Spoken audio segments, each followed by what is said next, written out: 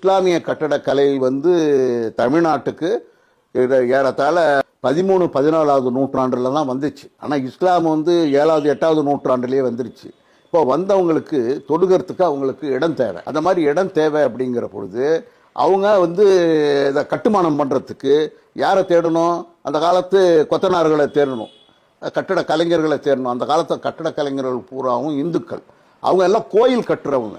கோயில் கட்டுமான கலைகள் தான் அவங்களுக்கு தெரியும். ஆக அவங்கள்ட்ட இந்த மாதிரி பள்ளிவாசல் கட்டணும் அப்படிங்கிற பொழுது நாங்கள் கட்டித்தர்றோம் அப்படின்னு சொல்லிட்டு அவங்க அந்த திராவிட கட்டடக்கலை பாணி அப்படிங்கிறது இந்து கோவில்கள் எப்படி இருக்கோ, எப்படி கட்டப்பட்டிருக்கோ தமிழ்நாட்டில், அந்த கலை அம்சத்துக்கு பேர் திராவிட கட்டடக்கலை. அந்த திராவிட கட்டடக்கலையிலேயே நீங்கள் கட்டுங்க, ஆனால் உருவங்கள் எங்கேயும் இருக்கக்கூடாது. இப்போ நீங்கள் ஒரு கோயிலுக்கு போனீங்கன்னாக்கா ஒரு தூணை எடுத்துக்கிட்டீங்க அப்படின்னு சொன்னா அந்த தூணில் ஒரு பாம்பு இருக்கும், இல்லை ஒரு அவங்க வழிபடுற ஒரு கடவுளுடைய உருவம் இருக்கும், இல்லை ஒரு பெண் கடவுளுடைய உருவம் இருக்கும், இந்த மாதிரி இருக்கும். ஆனால் இங்கே அந்த உருவங்கள் தவிர்க்கப்பட்டு மற்ற இந்த திராவிட கட்டடக்கலை பாணியிலேயே நிறைய பள்ளிவாசல்கள் கட்டியிருக்காங்க.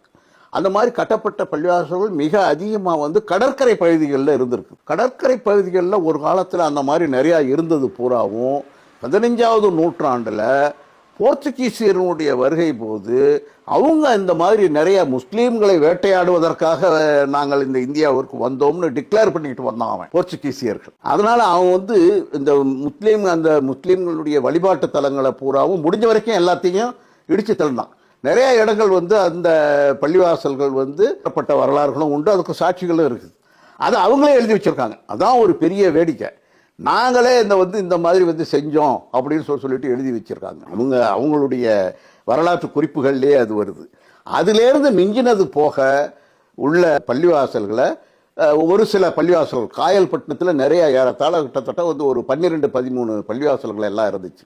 அது மாதிரி கீழக்கரையில் இருக்கு. அது மாதிரி தேங்காய்பட்டினம், அந்த குளச்சல்னு ஒரு அருமையான ஒரு பள்ளிவாசல். இது மாதிரி குளச்சல், தேங்காய்பட்டினம், அந்த கடற்கரை பகுதியில் கன்னியாகுமரி மாவட்டத்தில் இன்னும் பல பகுதிகள், இங்கே தஞ்சாவூர் வரைக்கும் அந்த மாதிரியான பழமையான திராவிட கட்டடக்கலை பாணியில் உள்ள பள்ளிவாசல்களை நிறைய பார்க்கலாம். ஆனால் துரதிருஷ்டவசமாக என்ன காரணத்தினாலோ நம்ம மக்கள் பூராவும் நிறைய இடங்களில் எல்லாத்தையும் மாடர்னைஸ் பண்ணி இப்போ காயல்பட்டினத்துலலாம் எந்த பழமையான பள்ளிவாசல், எல்லா பழமையான பள்ளிவாசல்களையும் மாடர்னைஸ் பண்ணிட்டாங்க. அந்த பழைய ஸ்ட்ரக்சரே கிடையாது.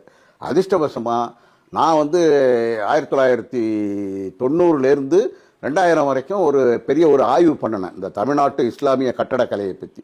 அப்போ நான் எல்லாத்தையும் புகைப்படம் எடுத்து ரெக்கார்ட் பண்ணியிருக்கேன். அதை இப்போ போய் பார்த்தீங்கன்னா நீங்கள் அங்கே இருக்காது, அந்த பள்ளிவாசல்கள்லாம் இருக்காது.